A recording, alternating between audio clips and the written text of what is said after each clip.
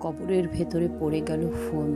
৩ রাতে স্বামী যা শুনল তা ছিল কবরের আযাব। আসসালামু আলাইকুম প্রিয় দর্শক, আশা করি আল্লাহর রহমতে আপনারা সবাই ভালো আছেন। তাহলে আর দেরি না করে মূল গল্পে যাওয়া যাক। রাত তখন গভীর হতে শুরু করেছে। কবরস্থান থেকে সবাই ধীরে ধীরে চলে যাচ্ছে। বাতাসে একটা অদ্ভুত ঠান্ডা ভাব, মাটির গন্ধ আর সদ্য খোঁড়া কবরের ভেজা মাটির স্তর যেন পুরো পরিবেশটাকে ভারী করে তুলেছে। সাব্বির তখন দাঁড়িয়ে আছে তার স্ত্রীর কবরের পাশে। কিছুক্ষণ আগেও যে মানুষটা তার পাশে ছিল, কথা বলছিল, এখন সে মাটির নিচে। এই অবস্থা মেনে নিতে তার খুবই কষ্ট হচ্ছিল। তার চোখ বারবার কবরের দিকে চলে যাচ্ছিল।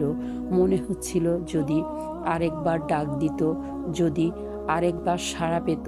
সে ধীরে ধীরে নিচের দিকে ঝুঁকে কবরের দিকে তাকালো। মাটির নিচে অন্ধকার, নিস্তব্ধতা। ঠিক সেই মুহূর্তে যখন সে একটু এগিয়ে শেষবারের মতো দেখতে চাইছিল তার স্ত্রীকে, তার পকেটে থাকা মোবাইলটা হাত থেকে পিছলে সোজা কবরের ভেতরে পড়ে গেল। হয়তো সেটা তখন সে খেয়াল করেনি এবং ঘটনাটা এত দ্রুত ঘটল সে নিজেও বুঝে উঠতে আসলেই পারেনি। কিন্তু তখন পরিস্থিতি এমন ছিল যে সেটা সে খেয়াল করতে পারেনি। আশেপাশে লোকজন ছিল, মাটি দেওয়া হচ্ছিল, কেউ একজন তাকে সরিয়ে নিল। মুহূর্তের মধ্যে কবর ভরে গেল, মাটির সমান হয়ে গেল, আর সেই ফোনটা রয়ে গেল মাটির নিচে তার স্ত্রীর সাথে। সাব্বির তখন শুধু কান্নায় ভেঙে পড়ছিল। তার মাথায় অন্য কোনো চিন্তা কাজ করছিল না। সে ধীরে ধীরে সবার সাথে বাড়ি ফিরে গেল, কিন্তু তার ভেতরে একটা অজানা অস্তিত্ব কাজ করছিল। যেন কিছু একটা ভুল হয়েছে, কিছু একটা ঠিক নেই। কেমন যেন একটা অস্থিরতা, অস্বস্তি লাগছিল তার শরীরের মধ্যে। রাত আরও গভীর হতে শুরু করলো। চারপাশে নিস্তব্ধতা আরও বাড়তে শুরু করলো।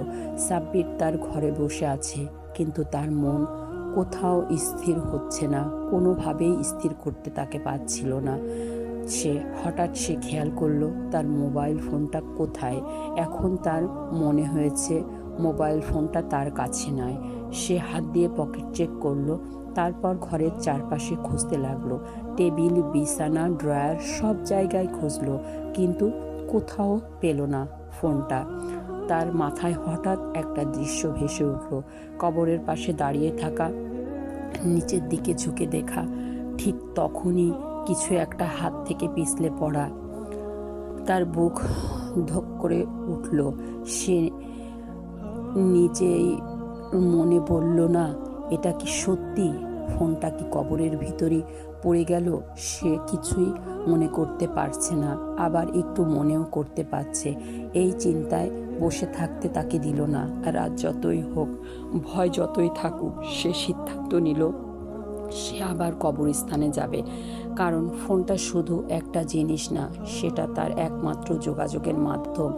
আর সেই ফোনের মধ্যে ছিল তার স্ত্রীর সাথে সারা জীবনের কাটানোর সময়ের অনেক স্মৃতি, সব কিছু। সে ধীরে ধীরে কবরস্থানের দিকে হাঁটতে লাগলো। পথটা অন্ধকার, চারপাশে কোনো মানুষ নেই। বাতাসের শোষ শব্দ, দূরে কুকুরের ডাক, সব মিলিয়ে কতটা ভয়ঙ্কর পরিবেশ একবার ভাবলে শরীরের লোমগুলো শিউরে ওঠে, তাই না? কবরস্থানে পৌঁছে সে থেমে গেল। তার সামনে সারি সারি কবর, আর মাঝখানে তার স্ত্রীর নতুন কবর। সে ধীরে ধীরে এগিয়ে গেল, তার বুক ধড়ফড় করছে। সে কবরের সামনে দাঁড়িয়ে কিছুক্ষণ চুপ করে রইল। তারপর খুব আস্তে আস্তে বলল, রুবিনা, রুবিনা। কোনো উত্তর নেই। সে একটু নিচের দিকে তাকালো। হঠাৎ তার কানে এলো খুব হালকা একটা শব্দ, যেন মাটির নিচে থেকে কেউ চাপা স্বরে কিছু বলছে। সে প্রথমে বিশ্বাস করতে পারল না, ভাবলো হয়তো বাতাসের শব্দ কিংবা তার কল্পনা। কিন্তু কিছুক্ষণ পর আবার সেই শব্দটা শোনা গেল, এবার একটু পরিষ্কার, একটা চাপা দম বন্ধ কণ্ঠে, বাঁচাও, বাঁচাও। সাব্বিরের পুরো শরীর কেঁপে উঠল। সে এক পা পিছিয়ে গেল। তার মনে হচ্ছিল সে ভুল শুনছে, কিন্তু আবার সেই শব্দ, আমাকে বাঁচাও, আমাকে বাঁচাও। এইবার সে নিশ্চিত হলো এটা কোনো কল্পনা না, এটা বাস্তব। আর এই কণ্ঠটা তার স্ত্রীর মতো শোনাচ্ছে। তার হাত পা কাঁপতে লাগলো।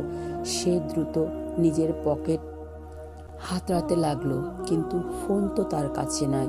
তখনই তার মনে পড়ল ফোনটা তো কবরের ভিতরেই আছে। ঠিক তখনই সে মাটির নিচে থেকে একটা হালকা ভাইব্রেশনের শব্দ শুনতে পেল, যেন ফোনটা বেজে উঠছে বজবজ শব্দ করে। শব্দটা মাটির ভেতর থেকে আসছে। তার বুক কেঁপে উঠল। সে স্থির হয়ে দাঁড়িয়ে রইল। তার মাথা কাজ করছে না। ঠিক সেই মুহূর্তে হঠাৎ মাটির নিচে থেকে একটা চিৎকার ভেসে এলো, আমাকে বের করো, আমাকে বের করো, আমি পুড়ে যাচ্ছি, আমি আর পারছি না। এই শব্দটা এতই ভয়ঙ্কর ছিল যে সাব্বির আর দাঁড়িয়ে থাকতে পারল না সেখানে। সে পিছিয়ে গেল, তারপর দৌড়ে কবরস্থান থেকে বেরিয়ে গেল। তার শ্বাস দ্রুত বেরিয়ে যাচ্ছিল, বুক ধড়পড় করছিল। সেই রাতে সে কোনোভাবে কাটালো।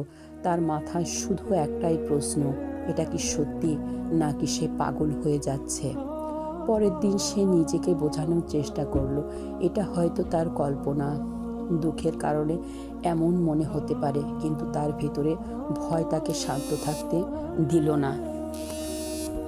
তারপর সে তৃতীয় দিন আবার কবরস্থানে গেল। অস্থির হয়ে অবশেষে কবরস্থানে সে সারাদিন বসে থাকলো। দিন গেল, রাতও চলে আসলো। রাত গভীর হতে শুরু করলো। কবরের স্থানের দিকে সে আবার কাছাকাছি তার স্ত্রীর কবর দেওয়া যেখানে, ঠিক সেখানেই গেল। এইবার তার মনে ভয় আরও বেশি কাজ করলো। সে কবরের কাছে গিয়ে দাঁড়ালো। কিছুক্ষণ নীরবতা, তারপর হঠাৎ ঠক ঠক, যেন মাটির ভেতর থেকে কেউ আঘাত করছে। তার বুক কেঁপে উঠল। সে স্থির হয়ে দাঁড়িয়ে রইল। তারপর আবার সে কণ্ঠে, আমি একা না, আমাকে ছাড়ো। এই কথা শুনে তার শরীর ঠান্ডা হয়ে গেল। সে বুঝতে পারছিল এটা কোনো সাধারণ বিষয় ছিল না। ঠিক তখনই হঠাৎ মাটির নিচের থেকে ফোনের রিংটোন শোনা গেল। তার নিজের ফোনের রিংটোন। সে ভয় পেয়ে গেল, কারণ সে তো ফোনটা কবরের ভেতরে ফেলে এসেছে। সে নিচের দিকে তাকিয়ে থাকলো। তারপর কণ্ঠটা আবার ভেসে উঠল, এটা আগুন, সব আগুন। সাব্বিরের চোখ দিয়ে পানি পড়তে লাগলো। সে কাঁপতে কাঁপতে দাঁড়িয়েছিল। হঠাৎ তার পকেটে থাকা অন্য একটা পুরনো ফোন বেজে উঠল। সে কাঁপতে কাঁপতে সেটা বের করলো। স্ক্রিনে লেখা রুবিনা কলিং। তার হাত পা কাঁপছিল। সে কিছুক্ষণ দ্বিধায় ছিল, তারপর ধীরে ধীরে কলটা রিসিভ করলো। ওপাশের কোনো কণ্ঠ নেই, শুধু ভারী শ্বাসের শব্দ।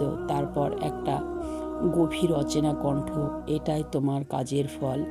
এই কণ্ঠটা তার স্ত্রীর না, এটা অন্য কিছু। সে ভয় পেয়ে ফোনটা ফেলে দিল এবং দৌড়ে চলে গেল।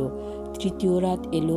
এইবার সে জানতো কিছু একটা ভয়ঙ্কর ঘটবে। তবুও সে গেল সেই স্ত্রীর কবরের কাছে, কারণ তার ভেতরে একটা টান কাজ করছিল।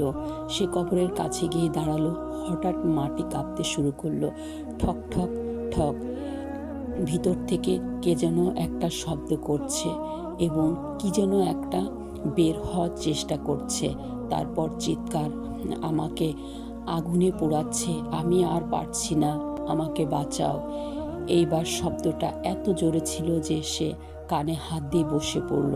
সে কাঁদতে লাগলো, আল্লাহকে ডাকতে লাগলো। ঠিক তখনই তার ফোনে একটা মেসেজ এলো।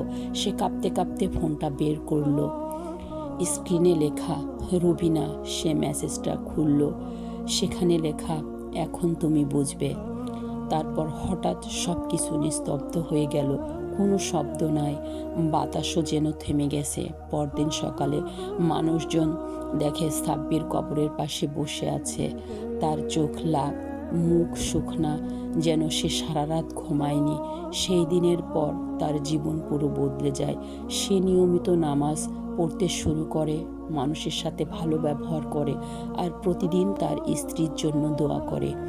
প্রিয় দর্শক, এই ঘটনা আমাদের একটা বড় শিক্ষা দেয়। আমরা যা করি তা লুকানো থাকে না। দুনিয়ার জীবন সাময়িক, কিন্তু কবরের জীবন সত্যি। তাই আমাদের উচিত কখনই নিজেদের ঠিক করা, সবসময় নিজেদের ঠিকঠাকভাবে মানুষের সাথে উপস্থাপন করা। লোক দেখানো কোনো কিছু করাই উচিত নয়, কারণ উপরে একজন বসে সবই দেখছেন। সমাজের চোখকে ফাঁকি দেওয়া যায়, কিন্তু আল্লাহর চোখকে কখনোই ফাঁকি দেওয়া যাবে না। আল্লাহ আমাদের সবাইকে সঠিক পথে চলার তৌফিক দান করুন, আমিন। প্রিয় দর্শক, আমার এই গল্পটা যদি আপনাদের ভালো লেগে থাকে তাহলে দয়া করে চ্যানেলটা সাবস্ক্রাইব করে পাশে থাকা বেল আইকনটা চাপ দিয়ে এভাবে নতুন নতুন ভিডিওগুলো আপনাদের কাছে পৌঁছে যেতে আমাকে সাহায্য করবেন। ধন্যবাদ। আসসালামু আলাইকুম।